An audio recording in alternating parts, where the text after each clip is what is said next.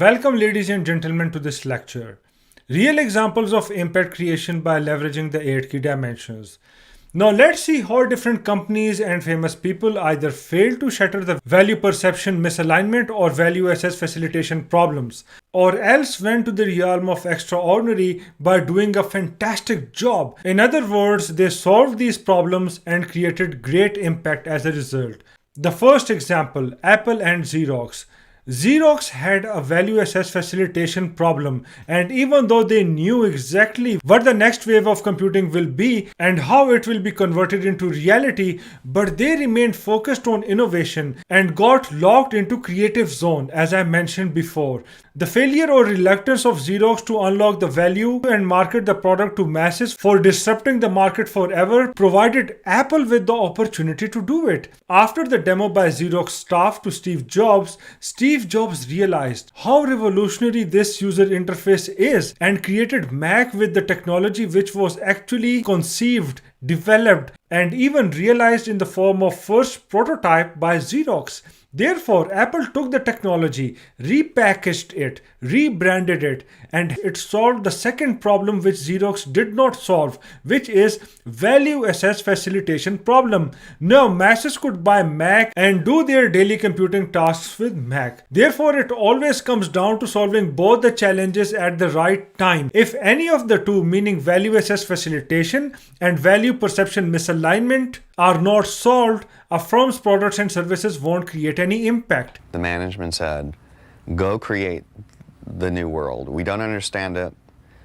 Here are people who have a lot of ideas and tremendous talent, young, energetic. People came there specifically to work on 5-year programs that were their dreams.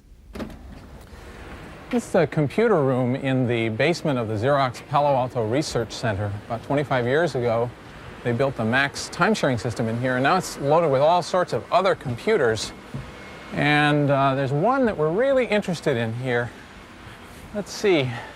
Here it is. Let me turn on the lights. Okay, here we have it. This is a Xerox Alto computer built around 1973. Some people would argue that this is the first personal computer. It really isn't, because for one thing, it wasn't ever for sale. And the parts alone cost about $10,000. But it has all the elements of quite a modern personal computer. And without it, we wouldn't have the Macintosh, we wouldn't have Windows, we wouldn't have most of the things we value in computing today. And ironically, none of those things has a Xerox name on it. This promotional film made in the mid-70s to flaunt Xerox PARC research shows just how revolutionary the Alto was.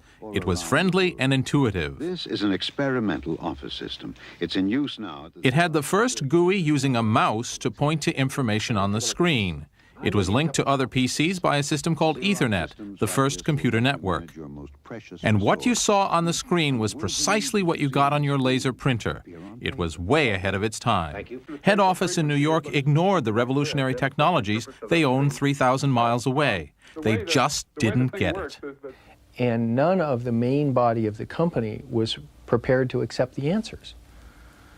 So there was a tremendous mismatch between the management and what the researchers were doing, in that these guys had never fantasized about what the future of the office was going to be, and when it was presented to them, they had no mechanisms for turning those ideas into real-life products. And that was really the frustrating part of it, because you were talking to people who didn't understand the vision.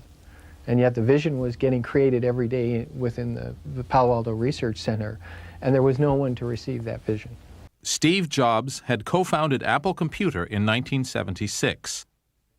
The first popular personal computer, the Apple II, was a hit and made Steve Jobs one of the biggest names in a brand new industry. At the height of Apple's early success, in December 1979, Jobs, then all of 24, had a privileged invitation to visit Xerox PARC. And they showed me really 3 things. But I was so blinded by the first one that I didn't even really see the other 2. One of the things they showed me was object-oriented programming. They showed me that, but I didn't even see that. The other one they showed me was really a networked computer system. They had over 100 Alto computers, all networked, using email, et cetera, et cetera. I didn't even see that. I was so blinded by the first thing they showed me, which was the graphical user interface.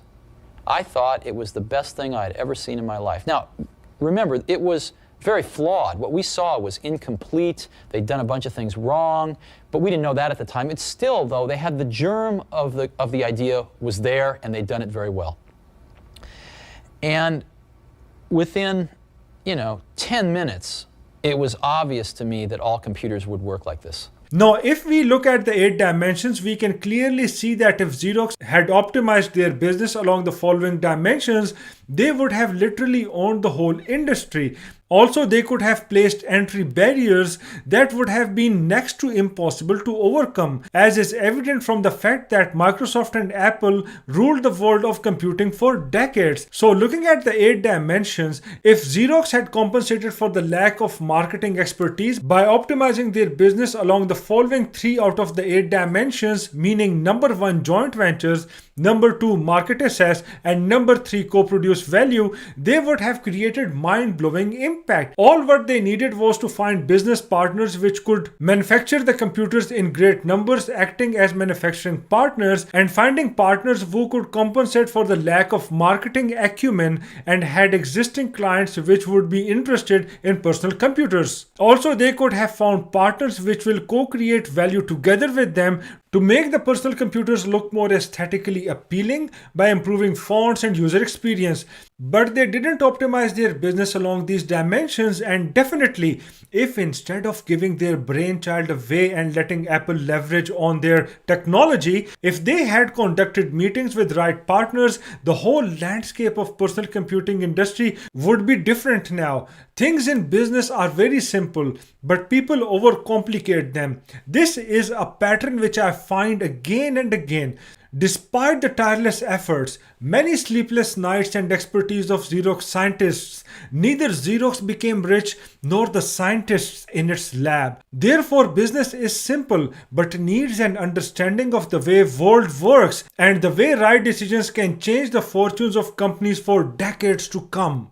And now let's have a look at the second example, Nokia versus Apple and Google. Nokia dominated the mobile phone market for over a decade, but got locked into the better hardware, better reception, and better reliability as the world was shifting away from it, since the processing power of the chips as well as the data storing capacity of phones had increased very rapidly to a point that they could support touchscreen and installation of multiple applications. It was the time for a disruption. Internet speeds were rising too. So given all these developments, it was a perfect time to offer consumers an experience where the phones will not be cluttered with buttons and keyboards, but instead they will have big screens through which users would access various applications, where each application will have a tailor-made interface that could be accessed via the touchscreens of devices. Some phones could also create sufficient differentiation by offering state-of-the-art hardware, such as great cameras as a unique selling point, but on top of the previous 2 portals of value access, meaning through an app and a touchscreen. In other words, these hardware features will be accessed via a tailor-made app with an intuitive interface that could be accessed via the touchscreen. When iPhone entered the market and took over the smartphone share,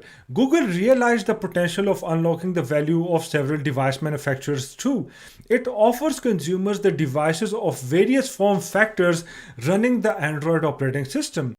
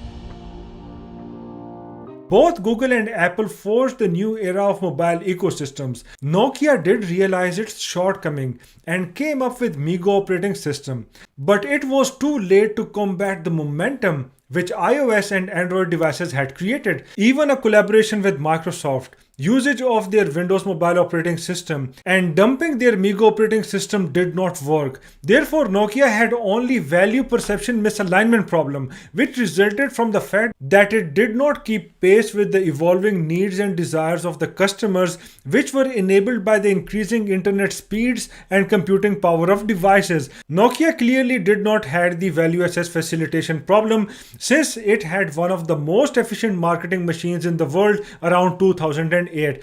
It failed to unlock the value of its MeeGo operating system by being late to the party, delayed decisions by management, and delays in development. The underlying lack of urgency stemmed from the inability of management to realize the winds of change. They could have joined the Android ecosystem to leverage the trend and create cash flow. In parallel, the development of their own operating system could have continued, but to some extent ego and to some extent the lack of proper foresight sunk the Nokia mobile phone business. So there are two dimensions along which Nokia could have worked to mitigate the value perception misalignment problem.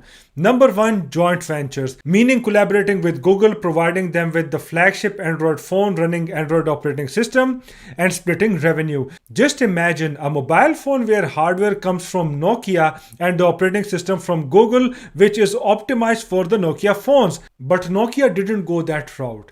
Number two, co-produce value, meaning exploring the possibility of teaming up with Google to create a unique end user experience for their smartphones, which will on one hand run the Android apps from the Android Play Store and on the other hand work really well with Nokia hardware. That could have been the top of the line Android phone which never made it to the market at the right time. Now let's go to another interesting example. Example 3. Justin Bieber. Sometimes the technology and innovations can provide great opportunities for unlocking the value.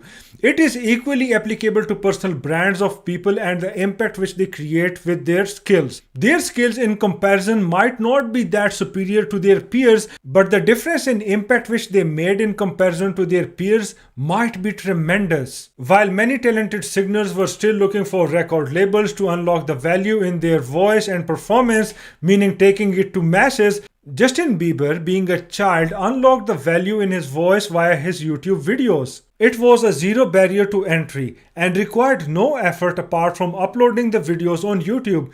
Now the young singers have realized it, and it is apparent from their huge YouTube following. This includes singers like Shawn Mendes, who has over 20 million subscribers and can happily live off just his YouTube ads revenue. Here are the dimensions which helped Justin Bieber to go ahead very fast. Number 1. Co-produce value, meaning views from the people and ads revenue split with Google. Number 2. Market access.